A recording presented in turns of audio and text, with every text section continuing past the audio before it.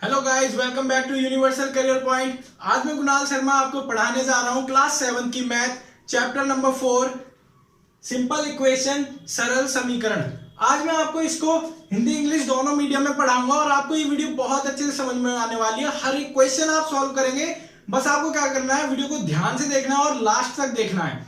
और मैं आपको इसमें कुछ मेथड समझाऊंगा और बेसिक्स। सबसे पहले आपको मैं बेसिक्स समझाऊंगा। अगर आपको बेसिक्स आ जाते हैं तो क्या है, आप बहुत ही अच्छे से सॉल्व कर सकते हैं हर एक सवाल को, क्योंकि बेसिक्स हमारे लिए सबसे जरूरी होती है। जैसे एक इंग्लिश के लिए एबीसीडी बहुत जरूरी होती है, इसी तरीके से हम इक्वेशंस कैसे बनती है, इक्वेशन किस तरीके से बनती है और कहां से जोड़ना पड़ता है, क्या घटाना पड़ता है, ये सब बताऊंगा मैं आपको। बिल्कुल लो लेवल से लेके एडवांस लेवल तक लेके चलूंगा। हर एक इक्वेशन हम साथ साथ सॉल्व करेंगे। बस वीडियो को आपको लास्ट से देखना है। टाइम वेस्ट ना करते हुए वीडियो को स्टार्ट करते हैं। Let's go.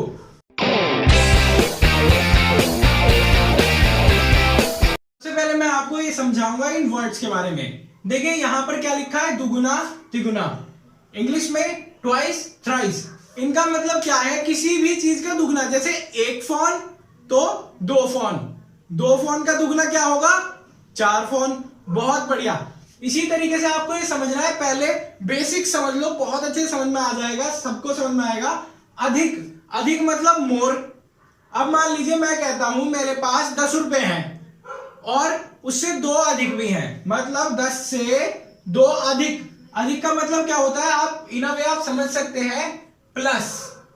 ठीक है, अधिक का मतलब होता है प्लस, मतलब मेरे पे 2 रुपए अधिक हैं 10 से, मतलब प्लस 2 कितने हो गए, 12। बहुत इसी तरीके से समझ में आने वाला है। अब देखिए कम, कम का आप समझ में होंगे, कम क्या है, घटना। घटना मतलब घटा का साइन। अब मैं कहूं मेरे पास 10 रुपए से 8 कम है ना, 10 रुपए से 8 कम है, तो किस तरीके से लिखूंगा मैं, मेरे पास 10 रुपए हैं, 8 कम है, मतलब 8 रुपए कम है, तो कितने रुपए हैं मेरे पास, टोटल 2 रुपए। आपको इतना समझ में आ गया होगा। बेसिक है, कोई इतनी बड़ी चौड़ी बात नहीं है, बस आपको क्या है, इसको समझना है। इसी बेसिस पे हमारे सारे सवाल होंगे, दुगुना तिगुना चौगुना और अधिक, मोर देन, कुछ भी कह सकते हैं हम इसको, लेस और लेस देन भी कहते हैं इंग्लिश में। बस आपको अच्छे से समझना है। अब आइए बात करते हैं कुछ एग्जांपल्स की और एग्जांपल्स को सॉल्व करने की। बहुत अच्छे से समझ में आ जाएगा, ध्यान से देखिए। बस देखिए, सबसे पहले हम समझेंगे इसमें इक्वेशन। इक्वेशन को बनाया कैसे जाता है, इक्वेशन को बनाया किस तरीके से जाता है और उसे सॉल्व क्या कहा जाता है, कैसे करा जाता है। देखिए सबसे पहले मैं क्या करता हूं, यहां पर एक इक्वेशन लिख देता हूं। मान लीजिए मैंने 3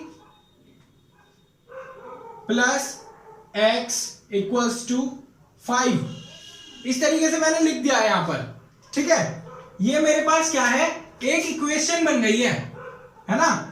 इसको सॉल्व भी मुझे ही करना है और किस तरीके से करना है, पहले बेसिक्स समझ लीजिए। देखिए जो इसका ये लेफ्ट पार्ट होता है, इसको बोलते हैं हम LHS, लेफ्ट हैंड साइड। और ये जो राइट पार्ट होता है इसका, इसको बोलते हैं हम राइट हैंड साइड। आपको अच्छे से समझ में आ रहा होगा, बेसिक है, सिंपल। लेफ्ट हैंड साइड कौन सा है यहां पर, 3 + x। देखिए ये जो इक्वल्स टू है ना, यहां पर इक्वल्स टू है, ये इक्वल्स टू है, इसके लेफ्ट साइड में जितनी भी संख्या होगी उन्हें हम क्या कहेंगे, उन्हें कहेंगे हम लेफ्ट हैंड साइड। इसे कहेंगे जो राइट हैंड साइड में होंगी राइट हैंड साइड। सिंपल है, मैं जिस तरीके से खड़ा हूं, तो ये वाली साइड कौन सी हुई, राइट हैंड साइड, ये वाली लेफ्ट हैंड साइड। आपको अच्छे से समझ में आ गया होगा। अब बात करते हैं इन्हें बोलते क्या है। देखिए जो एक्स वाली, मतलब जितने भी ABCD अल्फाबेट वाली ये होती हैं डिजिट्स, इनको हम क्या बोलते हैं, वेरिएबल्स। क्या बोलते हैं इनको, वेरिएबल्स।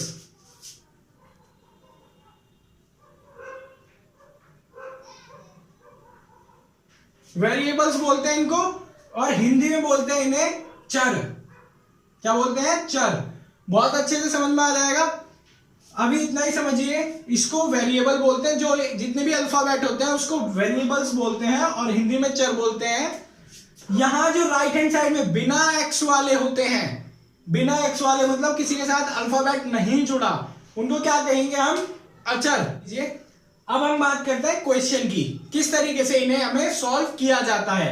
यहां पे हमें क्या होता है, x की वैल्यू निकालनी होती है, y की वैल्यू, जितने वेरिएबल्स दिए गए होते हैं उनकी वैल्यूज निकालनी पड़ती है हमको। किस तरीके से निकालते हैं हम वैल्यूज, देखिए अब मेरे पास क्या है, 5 प्लस x इक्वल्स टू 10।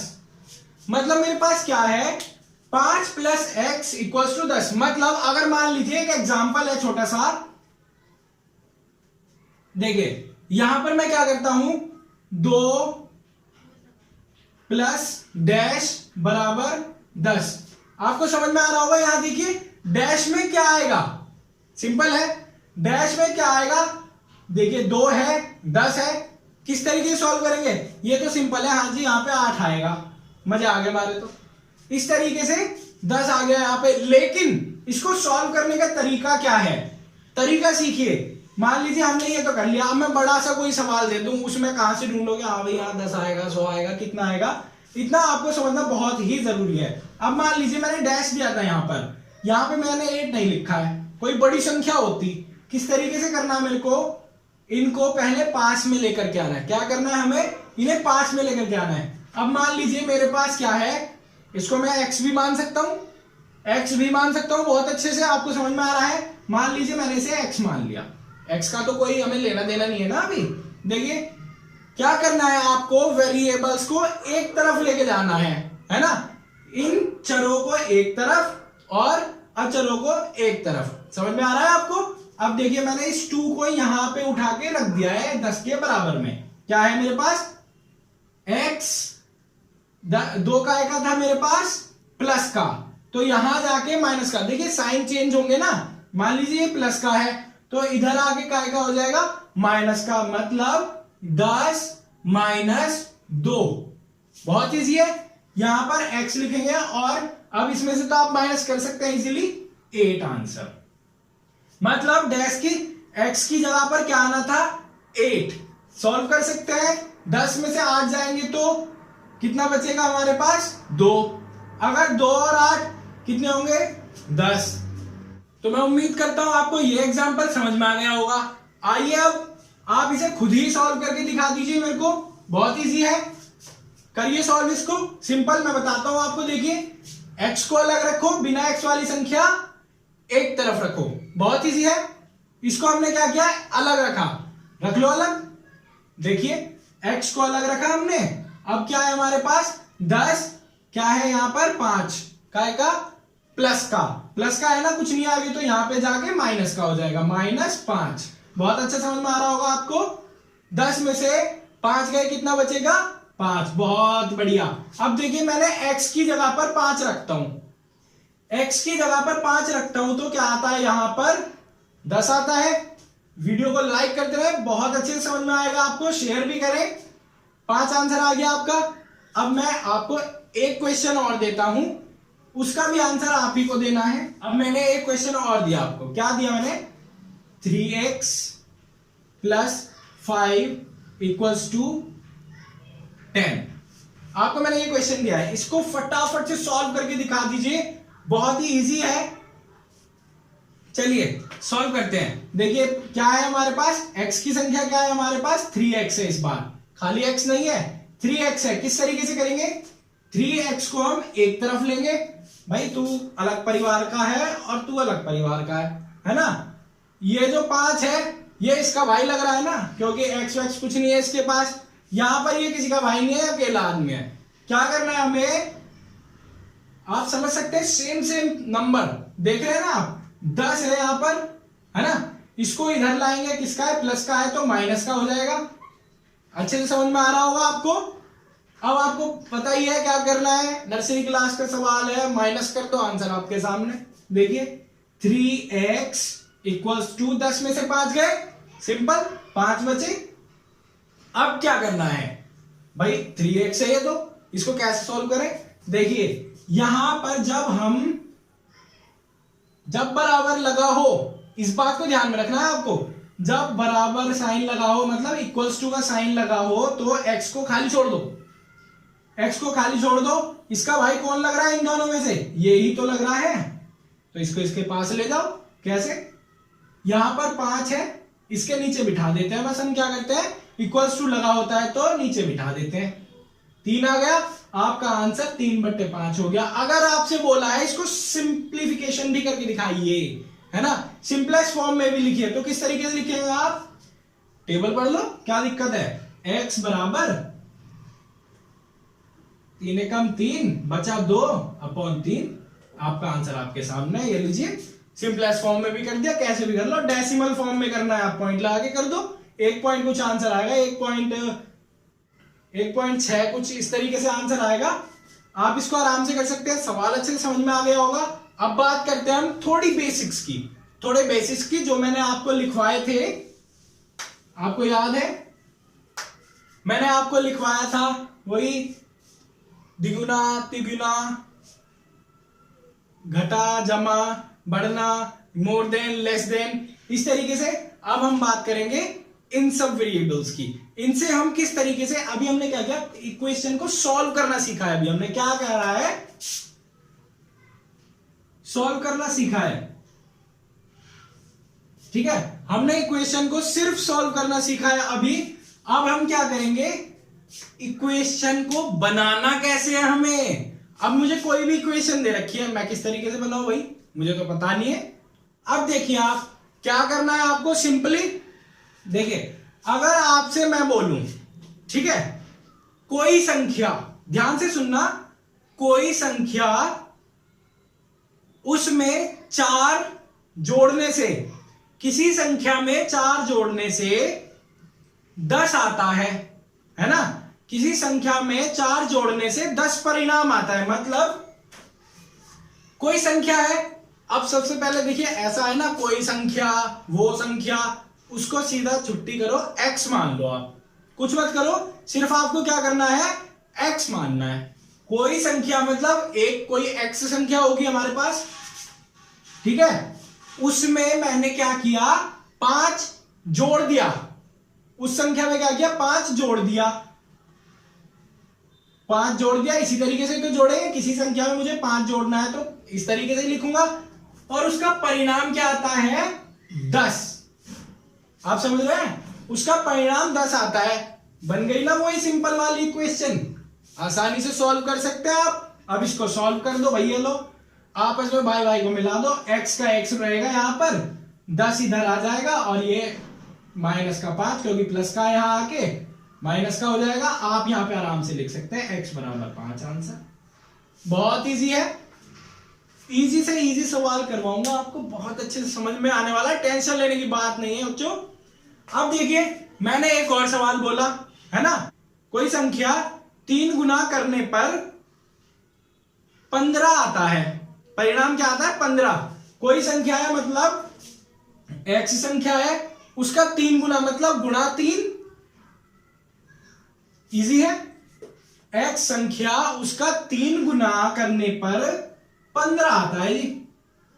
अब कैसे करें, अब देखिए, सबसे पहले इन दोनों को सॉल्व करो, आपको मैंने पिछले से पिछले चैप्टर में बताया होगा, इसको गुणा करेंगे तो 3x हो जाएगा, ठीक है, 3x हो जाएगा और 15, ठीक है। अब क्या है, वही सिंपल अभी सिखाया था, यहां भाई भाई को मिला दो, इसके जैसा कौन है, यही तो है। अब क्या करना है, x को खाली छोड़ो 15/3, आंसर क्या आ गया, 5, है ना।